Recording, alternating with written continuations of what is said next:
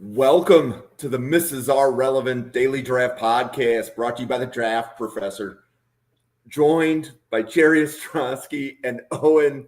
Guys, it's good to see you. Jerry, I loved on Bill's squad how you were the only one that knew who Rick Emmett was. That's because of age. It is. I have a really good Rick Emmett story. Like, that brought back memories. So if you don't watch Bill's squad, you should already be watching it. But there was somebody got the key to the city of Buffalo. Deion Dawkins. I'm sorry, who was it? It was Deion Dawkins. Deion Dawkins got the key to the city of Buffalo. And then they listed all the other people that got it. One was Rick Emmett, and Joe Marino didn't know who that was. And I'm like, well, I saw Rick Emmett in concert when I was 18 years old. And my best friend had a ticket to go with me, but his father wouldn't let him go because he had a final the next day. So I ended up going with his older brother or something. But it was Rick Emmett, who was the lead singer at Triumph. Right. And the opening band was the Good Rats. And I found out today that the Good Rats were not a band that was local to Rochester. Like, I thought that was just a local Rochester. No, they're like famous. They got like YouTube stuff. They were right. Yeah, I had no idea how old the Good Rats were until today. See, I didn't realize Triumph was a Canadian band. My Canadian band. I got T-shirts hanging. I've got Tragically Hip T-shirts. I'm a huge Hip fan, and all that. So knowing the Hip and watching them probably 6 to 8 times, seen them a bunch. Yeah, I didn't realize Triumph was a Canadian band, but I guess they are. But yeah, I showed my age, man, even though the lyrics. So that was kind of scary as well. Yep. So, Owen, you're going to have to go and you're going to have to listen to one Triumph song. Yes. I was going to say, that whole conversation is right over the head. Yeah, so this podcast is good therapy to recover from the Bills' loss to Miami. I realized that was only 2 days ago. But we're going to be talking about some pretty good offensive linemen today, I think. We're going to cover Knijeah Harris from Florida, Jaeden Roberts from Alabama, Josh Thompson from LSU, Fernando Carmona from Arkansas, Logan Taylor from Boston College, Kage Casey from Boise State, Trey Zuhn from Texas A&M, PJ Williams from SMU, and then Spencer Fano from Utah. Owen, what were your overall thoughts of this group before we dive into the first player? So this group, a lot, like over half of them I had already previously watched because of summer scouting. So, and there's a couple of guys in here that I'm like super high on, specifically like Fano. I know Josh Thompson was someone I was really high on. We did the summer scouting, watching his Northwestern tape before he came over to LSU. So I was curious to see how he kind of fared when it came to what that step up in competition was going to look like. And then also we've had guys that we've already watched previously, like the Jaeden Roberts from Alabama, who I wasn't previously a big fan of, but we'll see what it looks like now that I've got the more updated film. But yeah, like Roberts, Josh Thompson, Kage Casey, PJ Williams, Spencer Fano, I had a good idea of who they were before coming into this episode. So this was a good catching up period for me. Yeah, so let's start with Knijeah Harris from Florida. Jerry, what did you think of Knijeah Harris? I like Knijeah Harris quite a bit, and he's obviously a cross-positional translator. I mean, he was a center coming out of IMG. His roots are kind of in the center position. He's been playing guard at Florida, obviously, because they've got the highest-rated center in college football by some, who we evaluated last week. And Slaughter, I believe, is the last name. So he's playing left guard out of necessity, but you can see the body movements, the way he plays, his leverage and all that, very much in the lower half of the realm, has some center tendencies to him. I liked him quite a bit. He's a natural leverage guy, I think, because of that center position. He's got hip power on double teams. He can move people, strong hands, can anchor on the bull, all that stuff. Is very aware as a player, doesn't really get caught off guard. He can evaluate stunts and things like that. I think the one thing when you look at him on film, he's got average length as far as an inside guy goes. I mean, I don't see that, or I don't consider that maybe as much as I would outside at tackle. I know a lot of guys are all about length. Look at the linemen that play in Buffalo, all long guys. But you look at average length, I think he's a good athlete. I don't think he's a great athlete. He's a guy that, maybe because of that lack of elite athleticism can get out of position. He'll grab and things like that. But I thought he was adequate when he pulled. He's got good movement, good recognition. I think he's a great fit for a team that's looking definitely for a guy that you can use as a center guard. He's going to be a guy that if you draft him, you can keep him on the roster. Early on, get you out of games, but eventually maybe we'll develop into a starter and all of that. So, I look at this guy. I think if he finishes the season well, if someone falls in love with him, maybe a late day 2. But I think he's probably like a 4th and 5th round guy. Really good player, and like I said, plug and play guy, tone setter, all that stuff. Going to this group we're evaluating today, I thought this was the best group so far overall of talent of the groups that we have evaluated. But yeah, I like Knijeah Harris quite a bit. Owen, how about you? Yeah, you definitely see. This was a guy I forgot about Harris because I talked to Sam Teets about him heading into the summer scouting period, and he was a pretty big fan of him as like a top 100 player coming into this season. Last year was his first year starting, so this is his second year of starting experience. Like Jerry said, I feel like he would be a good center prospect, especially if he was there or starting there for at least the past 2 seasons. Unfortunately, Slaughter has been there, kind of blocking his pathway there. I think that's going to be something that's going to be able to untap once you get to those kind of post-season circuits where teams are going to be trying him out at different spots and different positions. I think the fact that he can come in and be more of a natural center as well as having tape of him playing at guard is really going to help him out when it comes to teams valuing him, especially towards that earlier day 3 picks, like Jerry was saying. I do like his movement, especially for a guy who's north of 310. He's definitely got some power in his game, especially when he's moving through those double teams. I don't hate his one-on-one blocking power. I don't think it's something he's going to hang his hat on. I think he's a good athlete, not a great athlete. I wouldn't call him like an elite guy.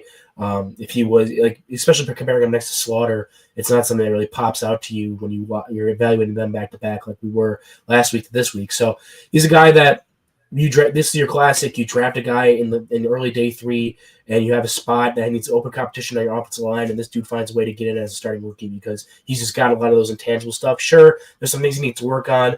I think he's a little bit still, second year starting, has some stuff technically with his punch, or even with some of the other stunt blitz pickup stuff. I think he's improved from year 1 to year 2, but always get better at that. So a guy who has some high upside because he's so new to starting, but also has some of those intangibles that you're like, okay, if I grab this guy in round 4, I could probably find a starting spot for my line if I do have a spot available. And Jerry, do you think Knijeah Harris is scheme specific, or do you think he would be able to play in most NFL schemes? I think he's a bit scheme specific. I think he can play in a lot of schemes, but I don't think he's a guy that if you're looking for a rangy type athlete to play predominant outside zone, blocking schemes like they do in Buffalo and that type of stuff. I don't know if he's your guy as far as that goes, if you want a lot of range and length. But as far as, running gap schemes, inside zone, even duo, I think he's perfect for that, which is what a lot of teams in the league do. And like I said, I think he can pull. He's an adequate enough athlete to do that. But if you're hanging your hat specifically on, lateral movement, outside zone, wide aiming point type stuff, probably not your guy. But 90% of the scheme sets in the league, I think he's fine at. Okay. Next player, Owen, Jaeden Roberts. Yeah, Jaeden Roberts was a guy, so me and Newt covered him last year in preparation for last draft cycle. And this was when, I don't know if this was earlier on in our working together between me and Newt, but this was definitely one of the guys that set off the we don't agree on a lot of players element of that podcast. Because Jaeden Roberts, I wasn't the biggest fan of him, especially after last year. Obviously, massive human being, 6'5", 327. He was on the freaks list just for being like such a low body fat percentage. Absolutely jacked dude, and it shows up on tape. He's able to move guys around and be that kind of power element at the guard position. He's a bit more fluid of an athlete, I think, than I gave him credit for initially, where I liked some of his lateral movement when he was a puller, or when asked to kind of take over and reach over when taking over for an outside zone on the back end. I think he's got some of those abilities to move despite being as large as he is. And when he's getting getting a head full out of steam, you're going to get trucked over. For me, though, the same issues I had with him last year kind of stuck with me a little bit this year with the film he's got on right now, which was he was a bit of a leaner. He was a bit too aggressive with his hands, and he'd be able to get knocked off his base and fall off of blocks often, especially in pass pro at times. I remember watching last season against Omar a lot. And that was one of the things a lot of times he was able to use his momentum against him a lot and knock him off his base, just having him lean up against him and using that speed to beat him on the interior. So as a guy that you're lining him up, kick ass 3 yards in a cloud of dust type offensive guard, I think he does really well with that. He has some athleticism to tap into. But for me, I really need to see more so him be steadier on his feet, not on the ground as much, and is the guy that is more in control of how he plays. Again, huge individual, like Owen said. I like his aggressiveness. I like his punch. He's got a lot of power and anchor. He moves bodies on double teams and down blocks. When I look at him, he's very heavy-handed. He's got good grip. When he gets his hands on you, and he tends to shoot his hands early, like Owen said, which when you're playing twitchy, crafty 3 techniques can cause a problem. You can get him knocked down. But when he gets his hands on you, once engaged, he stalls people. I mean, you're not getting off of him. I think he's a pretty adequate athlete. I liked him in space. I think sometimes maybe in the past you have to watch. He gets a little heavy, so he's got to make sure he keeps his weight down. One of the concerns I have about him, he missed quite a bit of time early this year with concussion issues. So you've got to now, once he gets to the combine, they're going to rake him through the coals. I mean, you got to make sure you vet that as far as the concussion stuff. But man, I didn't get to watch him last year, Owen, so I didn't see any of the progressions or maturity from last year to this year. I just see a guy, and he reminds me of a dude that once he gets, I think, in an NFL camp and they really kind of refine some of those issues he has with being, a little bit too forward heavy and things like that, and can get his techniques refined. You just look at the anchor and the punch and the natural strength and the size. I think he makes a team and play somewhere as long as he can stay healthy and refine those things. When you get guys that rely so much on their strength, you get what Owen talks about. They rely on it so much that they sell out on it, and you get those overshots and things like that to where, the guys like, Omar Norman Lott, who I watched a lot last year as a possible target for the Bills, could win reps because they're so good at quick hands and things like that. But I liked him. I think he's a definitely not – I would give him a little bit above average athlete for his size. But, man, hands on you, it's over. It's done. And I think that's – in the NFL, that's a big thing. I mean, when you get some of these guys you're dealing with, if you're able to stall guys just yourself, that frees up a lot of things. So I'd like Roberts. I think he's got a place. He's probably – I don't know if he's super refined by the end of the year, which I don't know. And this is a week where you're going to want to watch him because they're playing Oklahoma at 2:30. I think 3:30 Eastern, maybe 2:30. I'm not sure exactly on the time. They play Oklahoma this week in Tuscaloosa. And between the Alabama offensive line and the Oklahoma defensive line, you've got about 7 guys that are draftable guys. I mean, this is a big-time heavyweight matchup between those two groups. So you're going to see a lot out of him because what Oklahoma does is they run a ton of run stunts, slants. They'll pick and loop and everything on first, second down. They move a lot. So some of the stuff that maybe are iffy will be exposed this week. This will be a really good week to watch him. But as far as the things you can't teach, man, he's got them all. And, you probably look at a guy that's someone falls in love with him because everybody likes guys like this. Maybe late day 2. But I'm probably thinking anywhere from round 3 to 5 right now with what I see out of Roberts compared to other guys that we've evaluated so far.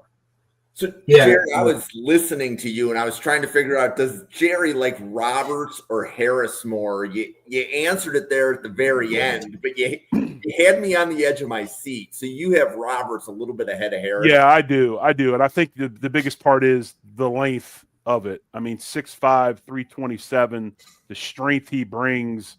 I mean, it's just kind of superior to Harris, who I like. Don't get me wrong; he's got a lot of that too, but not quite the size and pure strength that Roberts has. You know, they might fit skill sets. You know, and the same thing. I mean, you draft Roberts; he's playing guard, playing right guard. He's playing left guard. I think Harris, you know, obviously has that positional versatility between center and guard as well, where Roberts is a guard. He's not going to play tackle. He is playing guard. And Owen, did I interrupt you? Did you have a comment?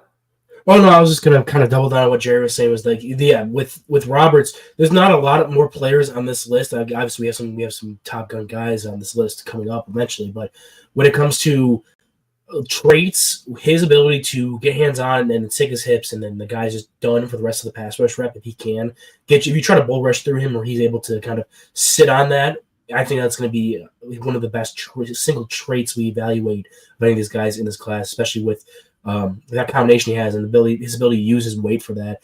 But I do think you pointed out with the Oklahoma matchup this week, I think that is going to be a very tough one for him, because one of the things I thought he struggled with was some of that more dynamic, change of direction, especially when picking up other stunts and things like that, where he was already kind of lunging a bit and looking for that. So I think if Oklahoma is able to utilize those run stunts a bit more, run blitzes, like you were saying, I think that may be something that puts him in a bit of a blender. So I am very interested to see how he performs this week. So I'm glad he pointed that out.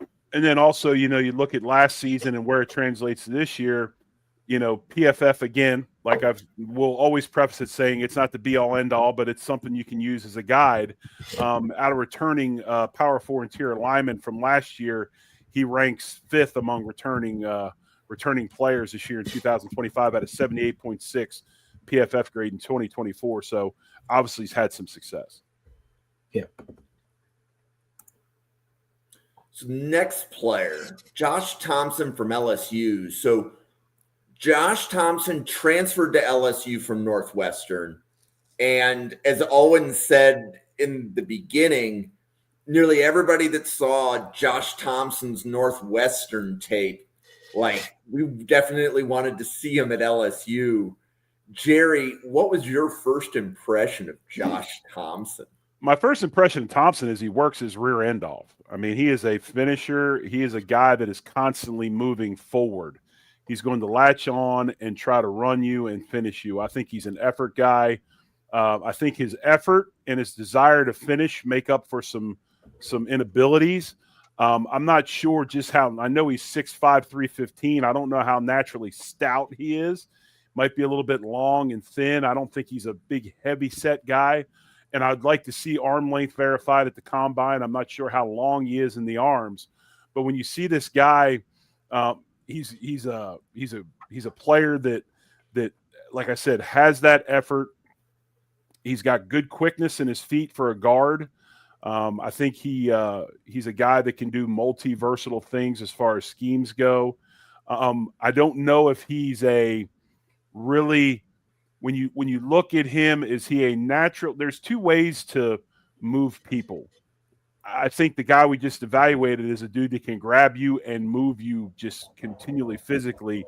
Thompson, I think, moves a lot of people with pressure and effort as opposed to just natural strength. I don't know if you understand what I'm getting at when I talk about just pressure and effort, but through a rep, once he's on you, and he's working to finish. He's running his feet. And as a defensive lineman tries to come off and make a play, they lose pressure as far as their strength and anchor. And because he's throwing that effort in and running his feet and moving, he's able to get guys moving because of that. So I think he's a guy that's fine inside. He's definitely adequate in pass pro, handles stunts and games real well in pass pro. Yeah, I mean, I like him. I think he's a guy that comes in year one and, you know, he's probably competing for some depth positions, swing guy in the interior.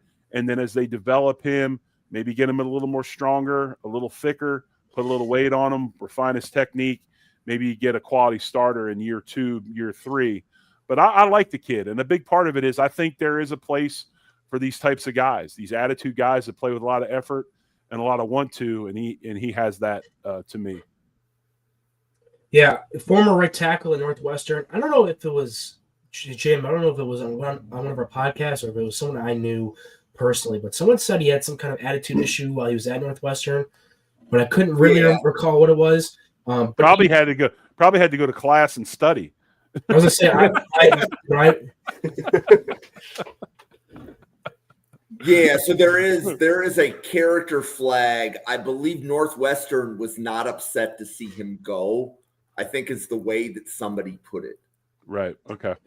Yeah, and I mean Northwestern, they're definitely like sticklers. My former director of player personnel I worked under at UB, his stop right before UB was as the assistant or as a graduate assistant or like analyst at Northwestern for a few months there. So he was giving us all kind of the inside scoop of what they kind of look for, what their self-imposed regulations are on their team, and he just could be a guy that wasn't really fitting in nicely with those self-regulations, whether it's a grade point thing or an attitude thing. Like they have super high standards at Northwestern, which is why despite being in the Big Ten, they always kind of continuously struggle to be kind of a top-end contender because they're so rigorous on their own player pool that they don't really allow themselves to have a lot of these guys who you bring in just because they're good at football kind of type of thing. But I mean, I was a big fan of Thompson watching him at Northwestern, even his right tackle tape where I watched it and I thought, okay, he's going to be a guard. His move to LSU, game one, which is one I was really eager to watch, he got fed to the Wolves against Peter Woods and DeMonte Capehart of Clemson's D tackle front. I think he showed a lot of what I really liked. A lot of the stuff that I had graded out-wise when he was at Northwestern projecting, I didn't have to change much of that grade just because he showed that fleet of foot, being able to match your mirror, had some good footwork, especially both in space and when engaged. Like Jerry was saying, he's able to get his hands on. Not a natural power guy, but runs through that contact, finishes his blocks, and is able to kind of play through that whistle and generate some movement there. You don't have to be the biggest, strongest guy as long as you know how to weaponize your lower half and drive through that contact, not stop your feet on that contact. You can still generate some movement there, especially when you're working through double teams. So he's a guy that I don't really love as a power player, but he's got good athleticism. He's got good drive in his legs. He's got good he's got good intangibles like Jerry was talking about. I love his IQ. Again, having to play at Northwestern, has to be an intelligent kid. Whether or not that lasted for long, who knows? But he's a player that I was super high on and projected him to be kind of a guy that teams could fall in love with, both mentally and with his athletic profile. And that jump up to the next level could help him get there. And I feel like he's kind of answered the door for some of those things. I do still think there's some problems with his hands. Watching him against Peter Woods, I mean, Peter Woods is just an absolute animal, so he was throwing him around a bit, but utilizing his hands a bit more, that's where you see like the length questions that Jerry brought up, especially that game specifically. But when he's able to kind of reset himself and overcome that and get to the right spots and not have that level of dominant athlete across from him, he definitely looks like he belongs in the SEC. So he's answered a lot of my check marks. I think the combine is going to be the next step for me when it comes to measurables, true athleticism, see how he flows, and some of those other drills. But he's still one of the guys that I'm absolutely high on for this class here. You brought up something I want to talk about, Owen. I'm glad you brought it up about the hand usage. I think he's not an extender or a natural puncher. I think he's kind of a grabber, and he gets tight. So there's really when he's running guys, whatever, there's not much space in between. He's not going to extend those arms very much. It's more get them on and then steer as opposed to physically placing hands and moving them that way. So I saw the same things with that, and I think that's where maybe he gets in a little bit of trouble on some of his finishes, where if he gets off balance or he rises throughout the block, when you watch him, it's because of that hand placement. That's a good pickup, and I wanted to talk about that earlier, and I forgot. Yeah, I mean, it just shows the kind of nuanced differences you get from a guy like, especially watching him and Roberts back to back or talking about back to back. Yes, we have two guys that are completely different. Roberts is absolutely going to nail you with these heavy hands and long arms and a punch, whereas Thompson's more so get into you with my feet, utilize my lower half more than my upper half kind of guy. Right. Both of you are day 3 on Josh Thompson, if I am listening to your assessment. He is for me. Yeah, I would say day 3. He's a 4, 5, 6 round guy. I'd say probably 4 or 5.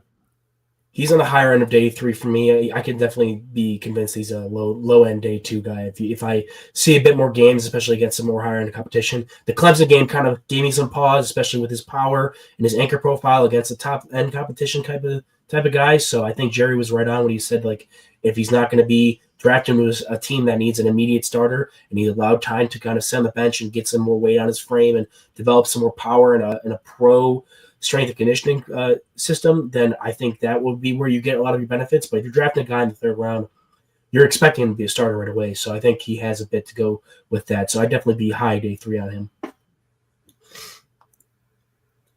Next player, Fernando Carmona from Arkansas. We're running the SEC gauntlet right now with the guards. Jerry, what did you see from Fernando Carmona? I like Carmona. I think he's an effort guy. I think he's a guy that does a good job for them. Arkansas's got a really good offense, and he those linemen fill a specific role. I mean, you got to know your pass pro. You got to be able to adjust and those types of things. The quarterback is a running quarterback. They're going to have to get downfield and make plays. I like him. He's a downhill power guy. He creates movement on his double teams. He can get kickouts. He can get some movement individually.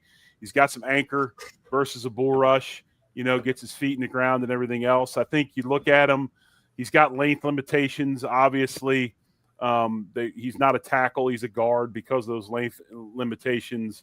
Maybe not super long at tackle, but definitely adequate inside and a good protector inside at guard. He's got to get a little better with his hands, his hand placement, his individual hands, and those types of things. And it's funny, most of these college guys have to get better with their hands. Not all of them are have mastered it yet. Gets a little out of control here and there. And I think you can tell that, you can tell he's got some edge to him. He can get some penalties by, blowing a fuse a little bit, which is something you got to clean up. But I like him. I like competitors, and Fernando Carmona is a competitor. And, I think he has an opportunity as a guy who's in a pretty interesting scheme at Arkansas that if he gets into the Senior Bowl or some of the East-West games and those types of things, and he's got a chance to rise up the boards a little bit if he's got good practices and all of that against, high-end talent that you're going to see at those things and also at the combine. So I like edgy dudes. So this guy's one of my favorites just because of that. I think he's probably a day 3 guy. He maybe late day 2, probably anywhere from rounds 3 to 5, 3 to 6 as an interior guard. But I like him. I think he's got some good attributes, and I think he'll be on a team somewhere next year. Yeah, these guys are all in the kind of the same bucket so far we've talked about. They've been in that. Yes. They've been in that early day 3 kind of conversation. Pick your flavor, pick your guy. Whoever you fall in love with is the guy you're going to take at this group. Right. Carmona definitely has the size and the effort, kind of combining the last two guys we talked about, where he has the power and he has the effort of Roberts and Thompson, respectively. He's definitely going to be a guy that buries dudes and wants to finish off plays. I do think what drove me nuts is what he has, like this good anchor and ability to kind of absorb contact, but he's constantly grabbing shoulders. Like, it was driving me insane every time. I'd be like, oh, this is a great rep. Next rep, he's grabbing shoulders and letting dudes get into his chest, where you can see he's got natural anchor and ability to drop that lower half and absorb some of that power despite not having hands on. But even like his bad run reps, it's because he's outside grabbing shoulders. And I think for me, especially a guy that, you can tell he's kind of more newer to the position. He was a left tackle for Arkansas for a while. This is his first year playing at guard. And watching his tackle tape, you can tell that, okay, he's not most natural in that space, and he was still reaching outside for his hands there and allowing guys to get into his center of mass. So he hasn't taken a lot of steps with his hands. I think the positional change has caused that. So he's a guy that maybe has some more upside than you'd really expect from a guy when you're coming at it from Carmona. I think he is a 5-year senior transfer over from San Jose State. He's got a little bit more upside just because I think moving positions so late into his career while at Arkansas kind of allows him that period of relief, and think that you can get a little bit more out of him once you get your hands on him, that you've seen the baseline. So he's another guy in that same area where I'm drafting him. I'd hope he doesn't have to start right away, so that way I can get some work with him. If I have an absolute dire need to start him, then I'm not super worried. We'll work with him through the season. But again, same kind of with the rest of this group of guys. I think for me, of this group of guys, I think Thompson's the one that speaks to me the most, but these are the guys that all are right there, same grade range with the rest of those guys. Yeah. Want to point out one other thing. So Newt Weston, you can catch Newt podcasting with Owen on Wednesdays, but there is an off field here he more than likely he would be a little bit lower on some teams' boards or off some teams' boards. I don't know what the off field is, but Newt, I am aware of that same issue that you are pointing out in the chat. So that's something to point out for anybody else that is scouting Carmona. Just be aware that there is an off-field concern with him. Anything else on Carmona? Are we ready for the next player? Okay. Logan Taylor from Boston College. I believe he's going to project a guard, but he is 6'7", 312. Jerry, Logan Taylor, tackle, guard, and what did you think? Am I first on this one? Sure. I mean, he's playing guard right now. I think he's probably a guard at the next level. He could play some right tackle. I liked him. I think he can move, he can bend, he can do those things. I think at 6'7", 312, though, he's got a hard time generating self-power. He plays with effort, good technique, and those types of things. But I think his length causes issues sometimes inside. He's got a decent base and anchor, can handle the bull rush and all those types of things. But I look at him probably later, like rounds 5 through 6, maybe 7, because of just that bit of there's guys that are tall inside that are big and thick. At 6'7", 312, he's got a bit of gangly to him, a bit of awkwardness inside, and because of that, those pads will raise up on a lot of stuff. Does he maintain knee bend all the time? Is he going to be an adequate puller or trapper, kick out guy at 6'7", 312? He does it, but I'm not sure how. I guess the term I would use would be ballistic. It would be so. It'll be interesting to see how he translates. They can get him stronger, get him bigger, get him thicker. But I would say as his best shot at the next level, he translates as a guard and and all those things. And he could probably an emergency swing right tackle if he needed him. But I like him. I mean, I don't dislike him, but he does have some things to work on.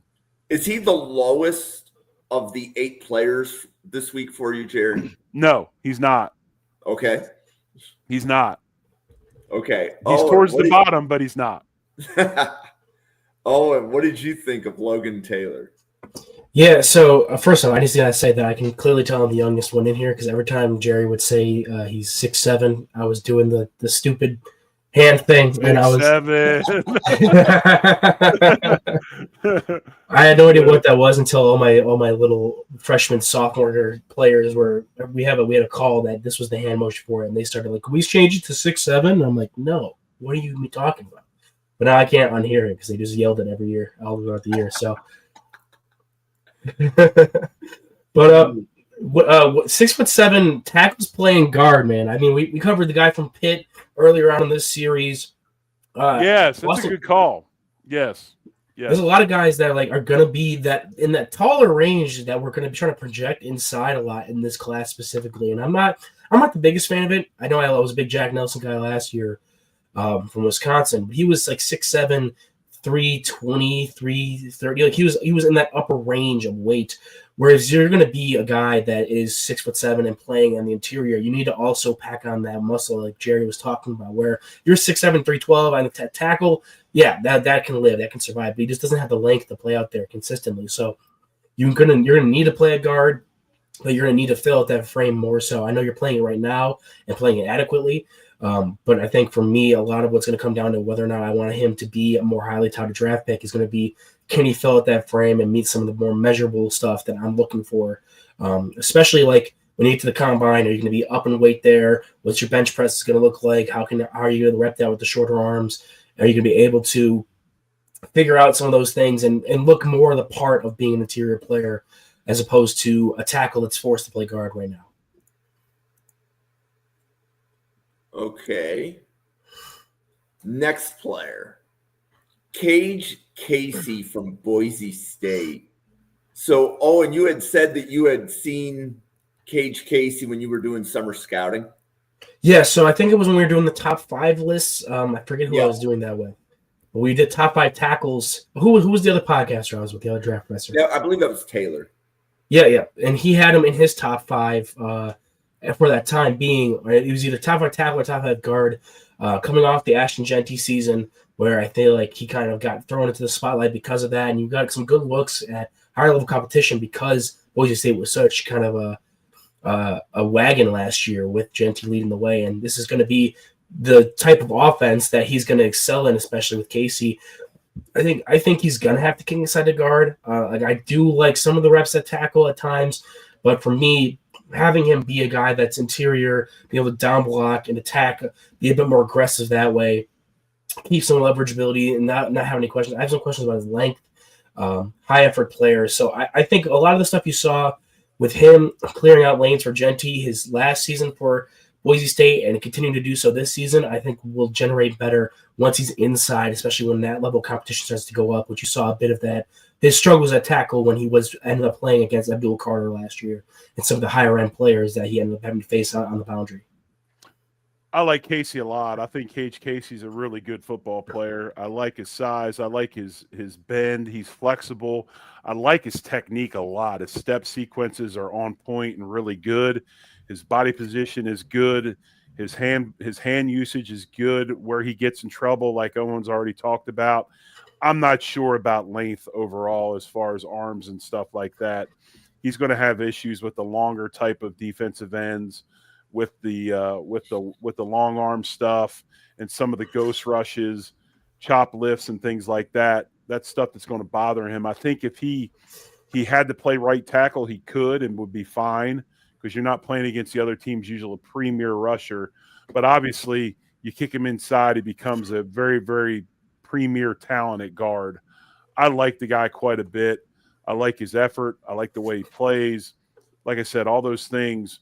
I think this guy is, again, another tackle that can kick inside, but he can play outside if you need him to. The thing that he's got to really clean up because of his length, okay, or lack thereof, he's got to really be better in his first couple steps in his pass pro. I don't think he gets enough width. There's a term we use as lineman outside of tackle. It's you say win your spot. By the width of the defensive end, you've got a kind of an imaginary spot you got to get to before that person does, and then you can dictate the pass rush as opposed to the other way around. He's got to get better with that second step in his drive catch phase to where he's gaining ground and getting that width as opposed to the first step going out and then kind of stepping under himself and turning. If he can clean that up and get good at it, and I think he's athletic enough to clean that up, I think he can play tackle if he needs to. When I say that, right tackle, but really this is a guy that kicks inside, becomes a premier guard, and I like his competitiveness, his toughness, all those things. But again, I think much more polished technique-wise at this age than maybe some of these other guys we've looked at. Owen, is your grade on Casey top 100? He's just outside of it for me, so he's like, top of that same kind of the same buck we've been talking about, top of the day three type of conversation for me, just because I really did like a lot of stuff Jerry was talking about technique-wise. I did like his ability, especially when projecting inside, to be kind of a strong-handed run blocker, bring some level of athleticism to the interior. Just need to be able to see that translate a bit more, especially with him being 6'5", 311. Is it going to be something that's going to be a transition process of him going inside, or is he going to be more naturally able to slide in? So that's something I'm a bit more curious to see how that plays out. I think he's like a third round guy, maybe fourth round. I think I got him about the third. I think he could maybe verify even better if he goes to the combine and his measurables are good, his testing's good, and then he gets himself again like some other guys to an off-season all-star game showcase like the Senior Bowl or whatever, which I would imagine he'll be at the Senior Bowl. And he has a great week against that top talent and shows what he can do. I think he has a chance to, bump. I mean, there's some people that talk about him being a definite round 2 guy, maybe. But I still think 3 is a safe bet and 4 as far as that range goes for Casey. But I like him quite a bit. Yeah. So there's definitely people that have day 2 grades on him, and that was the reason that I was asking that. Yeah. So, yeah, definitely. Okay, now we're flipping to a few guys that are probably going to be in the tackle class. Trey Zuhn is the first of the 3 tackles for today. Owen, what did you see from Trey Zuhn at Texas A&M? So you say that we're switching to the tackle class, but I'm gonna be honest with you, Jim. Did you watch? I don't know if you saw this or not, but he played center last weekend. Yeah, he has 88 snaps on the season playing center. I actually noticed it when I was watching the LSU game because it was the last snap of that game, and I'm watching the left tackle. I'm like, okay, and then I'm watching this play. I'm like, did they mistakenly put in a play where he's not in right now? Like they score a touchdown, so obviously it's a good strong play for the line.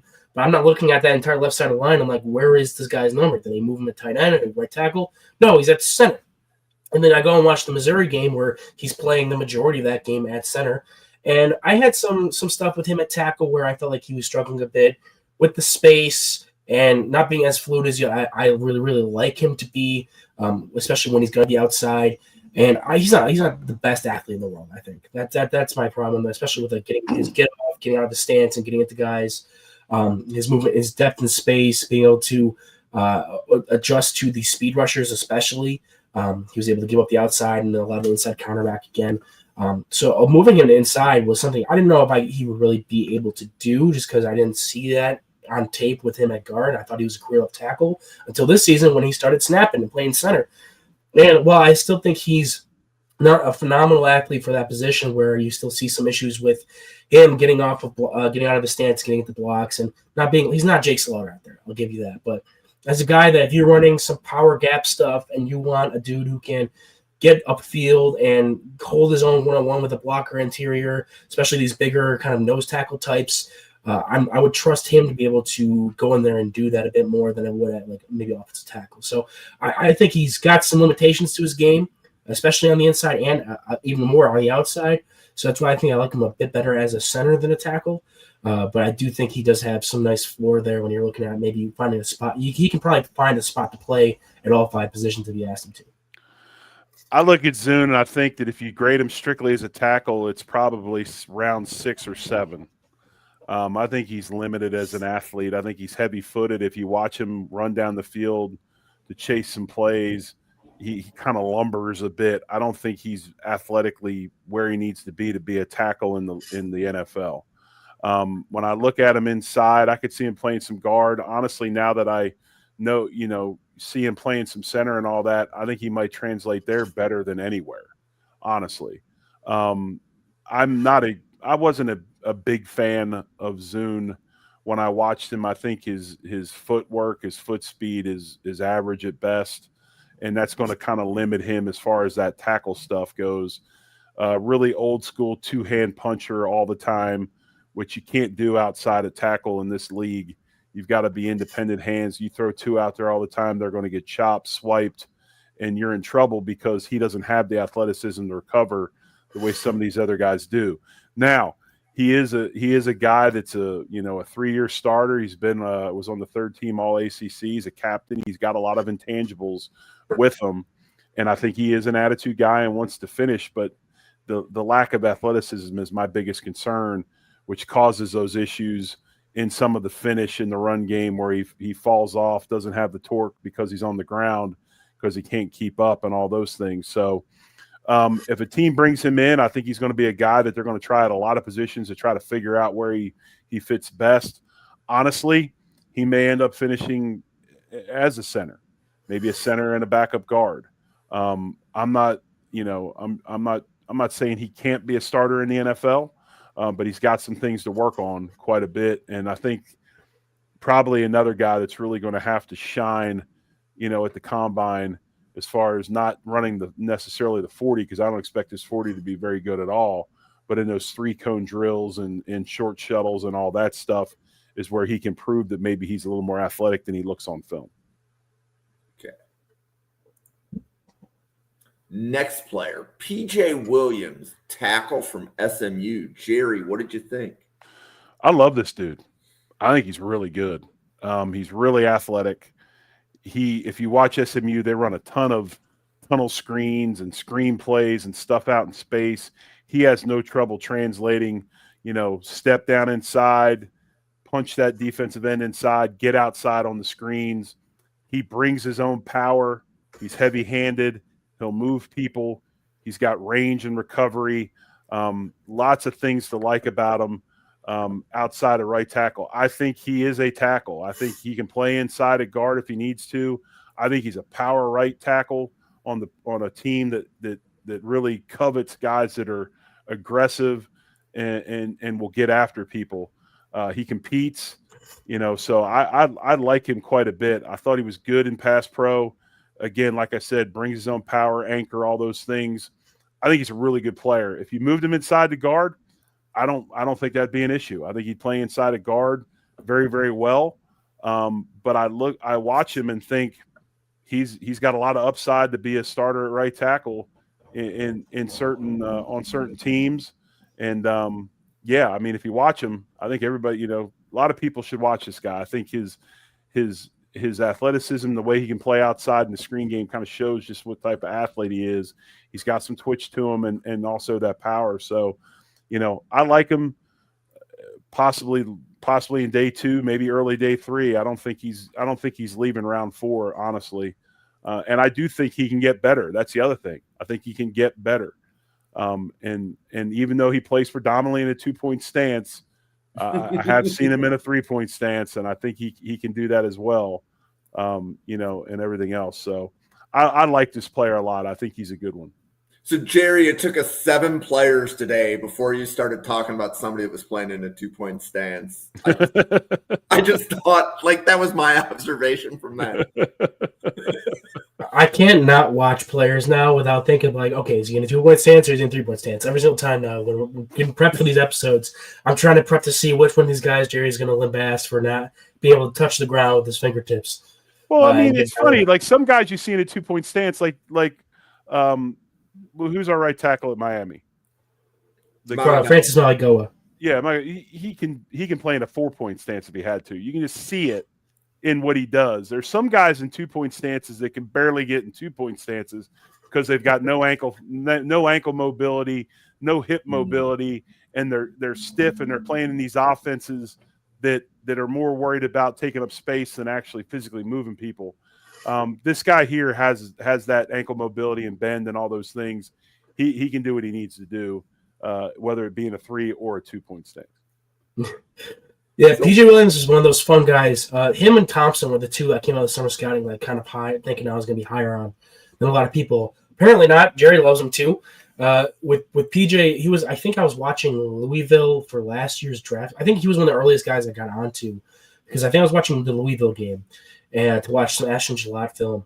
And he was one of those guys that you just pops and you can see that dude just threw another human being 5 yards downfield or clear out a guy on a screen pass where he just catches your eye when you're watching the other team or other side of the ball, which is always my favorite type of player to come around to find. So PJ Williams is someone who I had early interest in when coming around to summer scouting. I definitely came away with the same way that Jerry was can move laterally. When they ask him to play in space, he's more than happy. Aggressive player, has that strength, throws dudes around. He can play tackle. I think he can play guard. He has that ability to come inside and be kind of a people mover on wherever you ask him to be. I really love him as a guy who can kind of crash down and down block a side of an offensive line from that boundary. So I do like him best as a tackle, especially when utilizing his strengths to the best ability. But if you move him at guard because you had some stud tackles already, I wouldn't be complaining either way, though. So I do think he has some technique stuff to clean up. Obviously, we say that with a lot of these guys, but he's got the athleticism, he's got the power, he's got that natural nasty that you really like to see. That I like him a lot. I have him with the round 3 grade, especially just because he is a tackle as opposed to some of these other guys where we're questioning whether or not they have to move him to guard full time. And the other thing you got to look at with the Williams is with the trend in professional football nowadays of playing the 6th offensive lineman a lot. If he's on your roster and maybe isn't a starter, he would be an outstanding 6th guy to come in and do a lot of the things that those guys do at the end of the line, along with tight ends and stuff, because of that athleticism and power just can collapse the end of the line of scrimmage down inside. So you got to look at that as well. I mean, he's a guy that could play that 6th lineman spot also. Okay. So both of you, I heard, Owen, you said definitely a 3rd round, that would be inside your top 100. Jerry, you gave a range, day 2, day 3. Question, out of all of the tackles, and we still have obviously Spencer Fano, who's going to come right after this.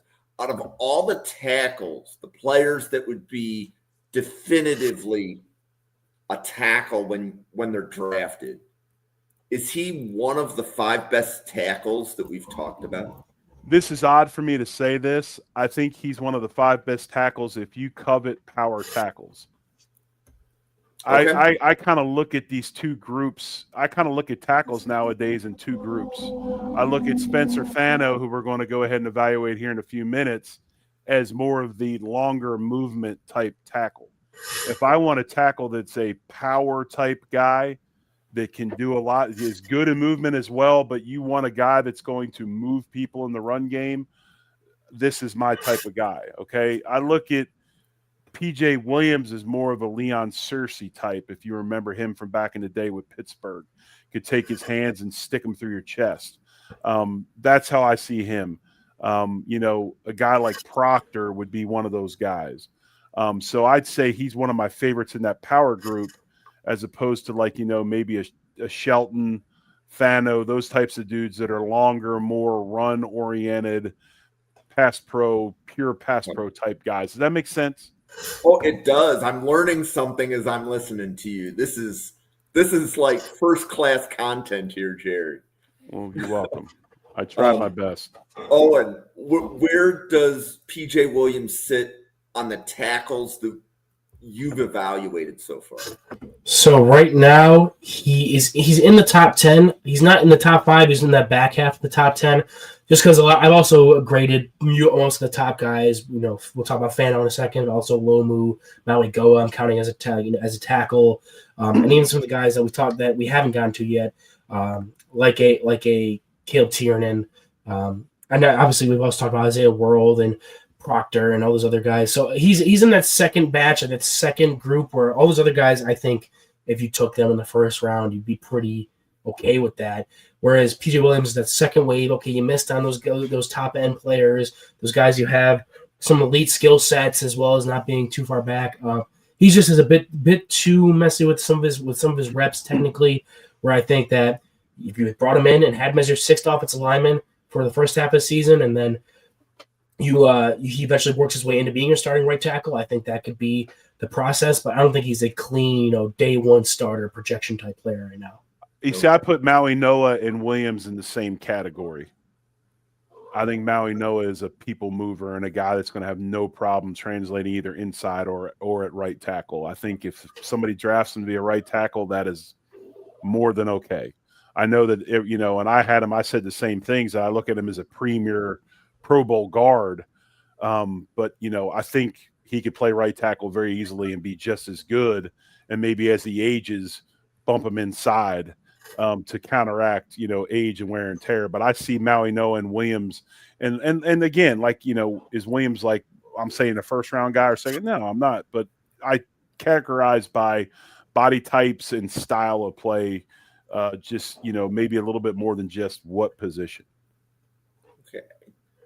And then the star of the show is Spencer Fano from Utah. Right. And Jerry, I remember you saying, when are we going to evaluate Spencer Fano? Well, today is the day. What do you think, Jerry? I think he's a freak, honestly. I've never seen a guy that's 6'6", 308 that looks kind of slender.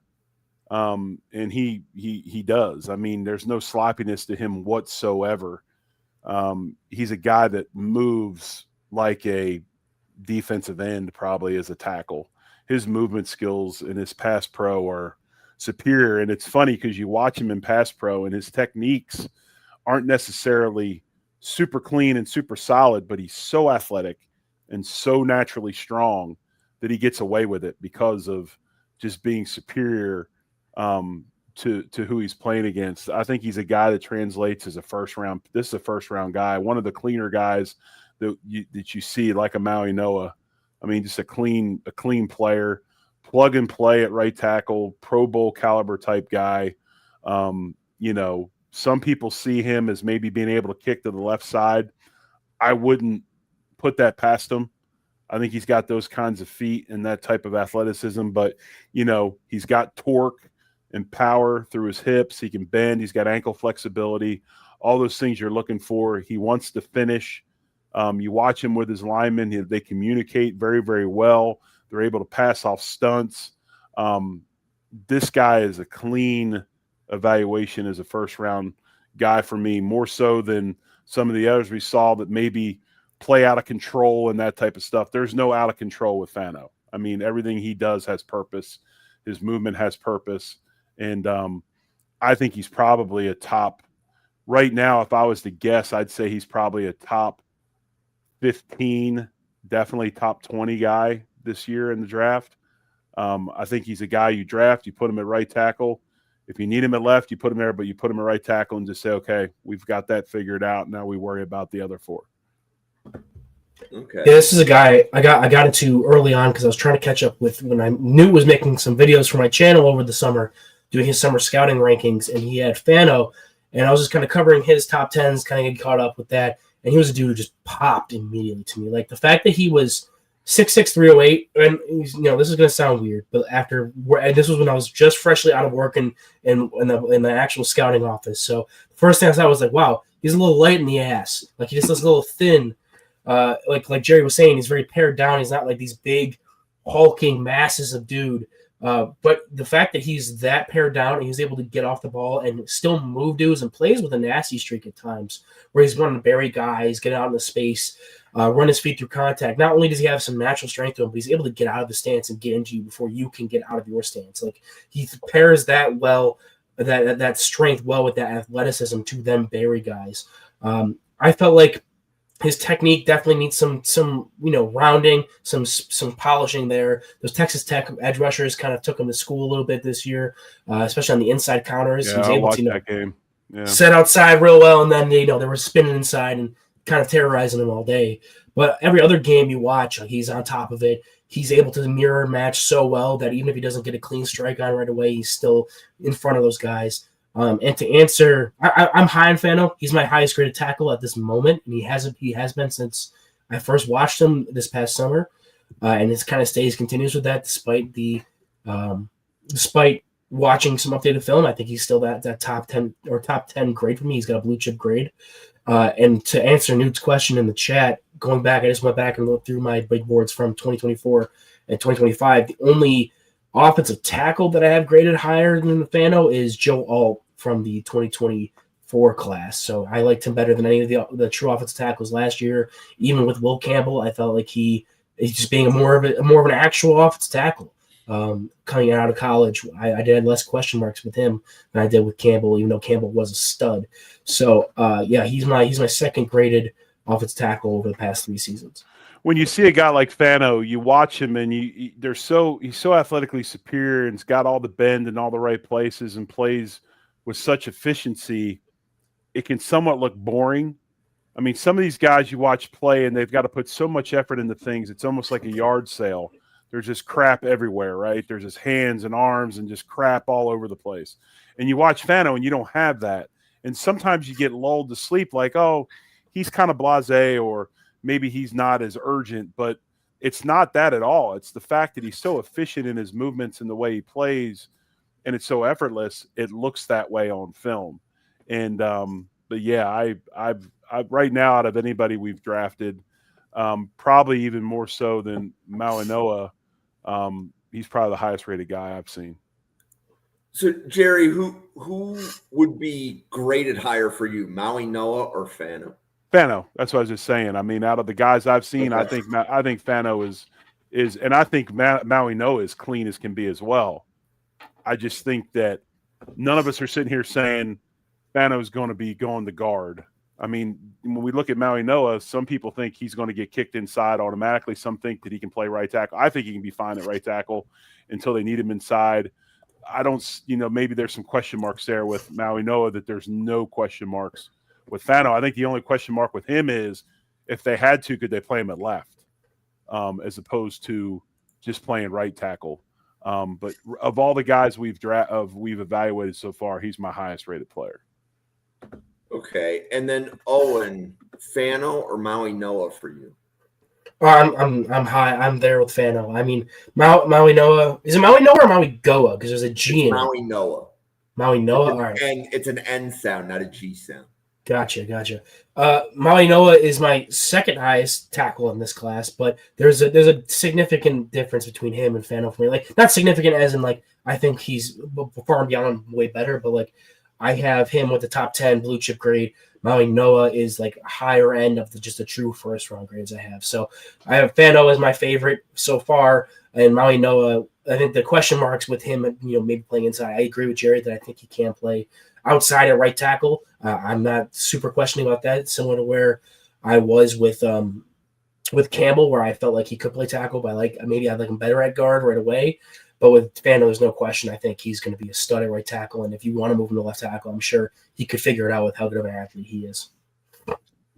This is an interesting question, and ironically, Newt, this is probably a question I would have asked you, but from a positional importance standpoint and a grading standpoint, if a player can play left tackle, are they graded differently than if they can play right tackle?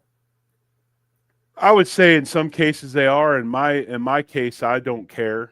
I'm looking for the best 5. And if my best lineman is the center, which honestly, if I'm constructing an offensive line, I'm making sure my center is right before everybody else. That's just me. I don't care. I mean, obviously, left tackles are a premium. Hell, they wrote a book and a movie about it, right? So obviously, there's some importance to them. They've got some traits that you have to have out there that you don't at other spots, but there's other spots you have to have traits too that you don't have at left tackle. So, I would say in the NFL, I'm sure they probably do. But me personally, I'm looking for the best players and because you got to have 5 good ones. You don't just have a great left tackle and then average everywhere else. It doesn't work.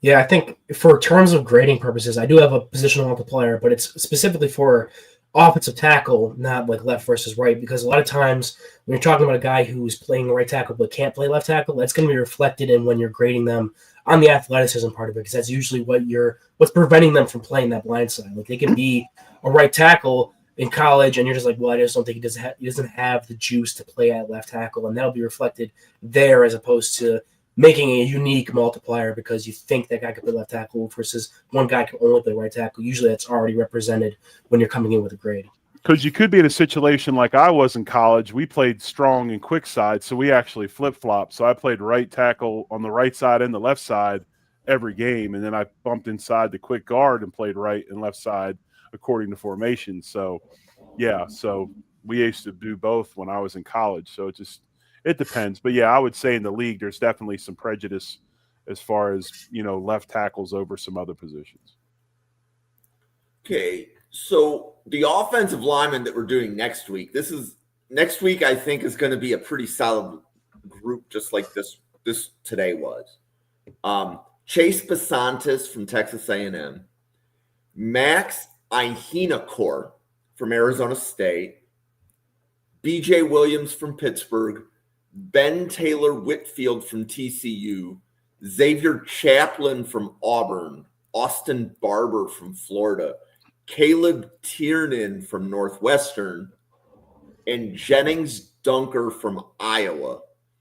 And like Jennings Dunker, that's going to be a good discussion. Trevor Sikkema of PFF, I think on their offensive line, or I think when they were doing like their mid-season top 100, he had Dunker in his top 10.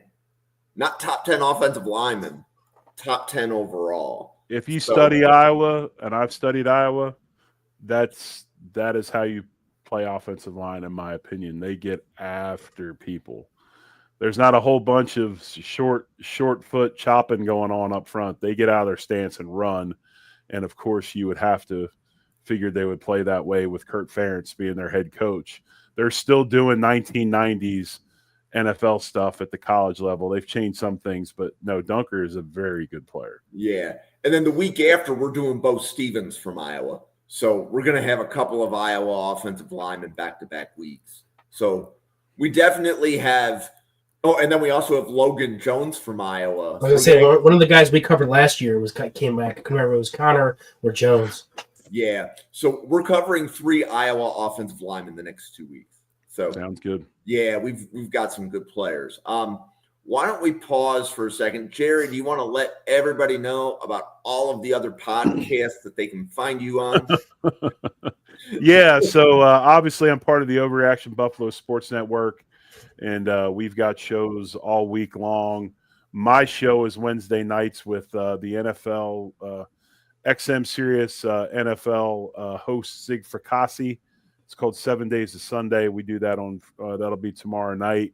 But we have shows all week long. Sometimes you'll see me pop up on the show with John Fano on Mondays, or possibly on the beat on Tuesdays. But we've got content all week long. And then, of course, I do Bill Squad with Jeremy White of WGR and Joe Marino from Locked On.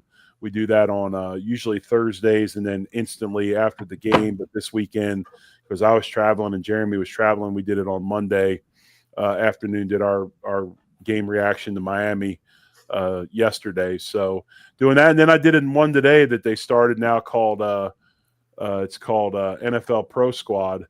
And it's a panel. There was 8 of us former players like Bradford Banta and some others on there, Quadri Ishmael and some other guys. We did a deal on the NFL today. So started that today, something they're kicking off. So be on the lookout for that as well. Awesome. Owen.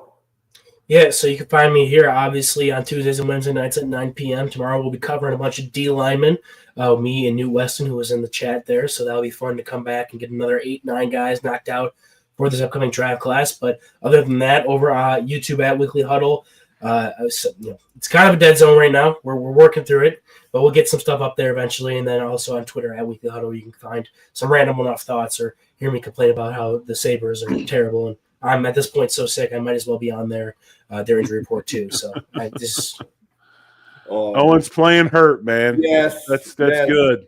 Owen was playing hurt today, so Owen, I hope you feel better soon.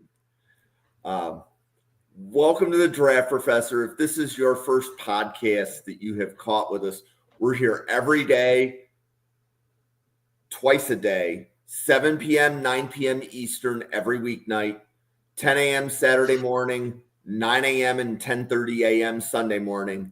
And every podcast right now is breaking down the draft class. So generally speaking, we're doing 8 players at a time, unless it's quarterbacks, then we do 3 or 4 at a time. So if you're looking for information on a certain position, go to the Draft Professor YouTube page at NFL Draft Fanatic. Pick your position of choice, and there's a playlist. So, for example, this podcast goes on the offensive line playlist. There is one other offensive line podcast, and you can hear multiple people's opinions of the same offensive line. So, right now, there's only a couple players that I have seen where the evaluations are really big. And I'm actually, Owen, I'm curious when you guys do Darrell Jackson Jr. when you and Newt do him. Tomorrow night, me? Is that tomorrow night? That's tomorrow night. You see, yeah. So some people are grading him top 50 and some people are grading him day 3. So I'm really curious. And Dane Brugler had him in the top 50 as well. So one of the things we learn at this time of year is which players aren't graded the same. And then that makes for really good content to discuss how do we evaluate a specific player and like what do we value in our grading. So that's part of what this type of content lets us figure out. But for Jerry Ostroski, for Owen, for myself, for the 108 people at the Draft Professor, thank you so much for tuning in, and we will see you on a podcast again tomorrow. Thank you, everybody. Thank you.